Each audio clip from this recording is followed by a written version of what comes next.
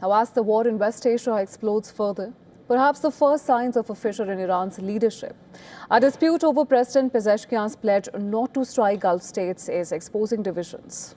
But Tehran insists that it stands united, and reports citing sources which are close to the Iranian leadership. They say that there are visible signs of division between hardliners and more pragmatic factions. Pezeshkian's apology to the Gulf states for attacks on their territory and his pledge to rein in such attacks has now prompted pushback, especially from the Revolutionary Guards and clerical elite. In a direct attack, hardline cleric and lawmaker Hamid Razai, he addressed the president on social media saying, "Your stance was unprofessional, weak and unacceptable." The judiciary chief, Ghulam Hussain Mohseni-Ej, who was part of the temporary leadership council with Pezeshkian, he also struck a different note. He said that some regional states had allowed their territory to be used for attacks, and this is amid heavy strikes on those targets which will continue. Such reactions seem to have forced Pezeshkian into a partial climb down. The president later repeated his earlier statement on social media, but left out the apology.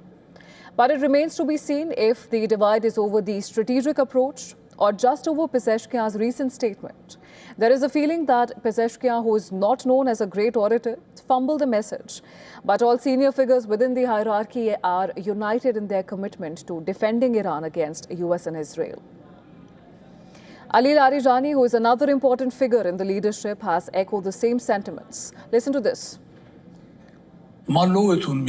Trump does not understand that Iranians may have differences among themselves, but they are still Iranian, and they stand with Iran. The idea of breaking Iran apart will not gain their cooperation. And besides that, they have seen your history of interventions in the region.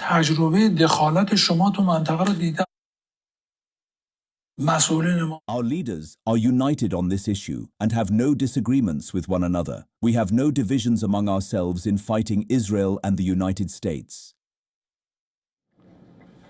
Meanwhile, the clerics are accelerating the appointment of a new supreme leader, with a decision possible on Sunday. In Iran's unusual system and elected president, government and parliament are subservient to a clerically appointed supreme leader.